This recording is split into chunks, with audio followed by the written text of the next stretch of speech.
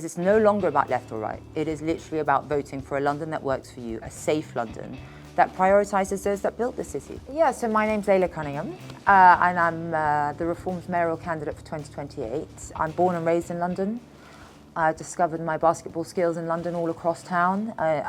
One of the best times of my life actually was playing in the London Youth Games.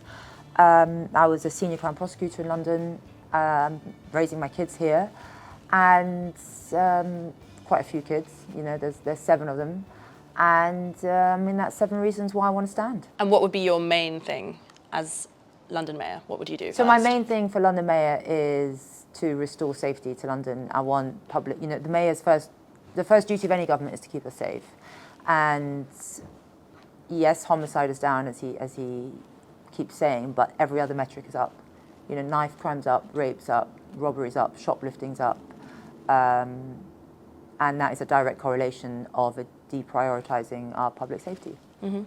You refer to Sadiq Khan as he. Are you reluctant to use his name? No, sorry, that was just Sadiq Khan. I just think everyone knows what I'm talking about. There is no visible policing. We have 2 public counters that are open 24/7 in a city of 9 million. Stop and search was politicised so much, it was almost halved. And a rape is reported every hour, and for me that's unacceptable. Mm-hmm. Mm-hmm. Are you worried about the perception of London as this incredibly dangerous city where people overseas don't want to come here because of what they see online? And there is a lot of misinformation.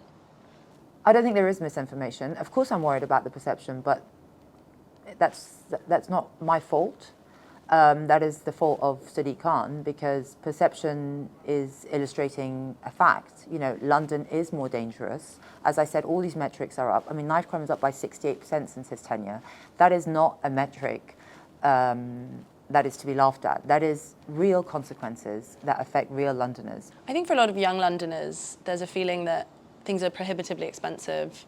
It's hard to have a really good quality of life in London now, especially as a young person. How would you make London better for young people?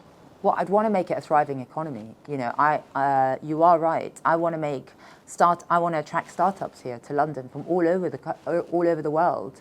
One of our big tech startups, Revolut, didn't even set up shop in London. Their headquarters are in Paris because it was, they said it's over-regulated. And if I could, I would like to create something. We have Silicon Roundabout. So unambitious. I'd like to see like a Silicon Bay, something like on the Isle of Dogs or something, just a huge tech hub, startup hub, AI hubs where people graduate from all over the world and say, you know what, I want to go work in London. And I want people to earn good salaries and things to be affordable. But you're right, London is unaffordable. There is a high inflation rate. Every time I go to the supermarket, I feel it's more expensive. Rents are prohibitively high. And we have 30 and 40-year-olds that will never own a home, and a state effectively that can't provide for them. And that has to be sorted. We need to build more, and we need to build in London because it is the capital city. We need to build up. So you defected to Reform from the Conservatives as a councillor last year. Yes.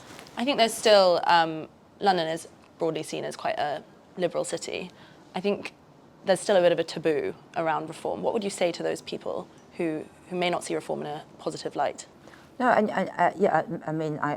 I do speak to people who don't have that positive view. But when I explain to them, it's not that we believe that everyone should have a chance, not a selected few. So under a Labour Party, if you are white working class, you're too privileged to get help. You're too privileged to get a civil service job. You're too privileged for a special programme.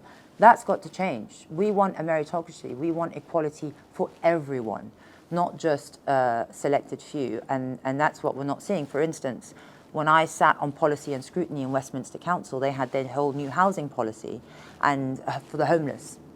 And in it, they said that this housing policy will prioritise women and people from the global majority. And they named, Bangladeshis, Middle East, Roma Gypsies, and LGBTQ+. And the next page of the report said 60 to 80% of homeless people in Westminster City Council are white men. I put my hand up and I said, why are we not prioritising white men? They are the most in need. The meeting got shut down. I was called racist. I said, we're not going to engage. And I said, but you're prioritising people from the Middle East. My parents are from there. The meeting got shut down. they said we're not going to engage in Councillor Cunningham's racist rhetoric. My Conservative chief whip said, we don't want you to ask any more questions about this because they threatened to put a racist complaint against you.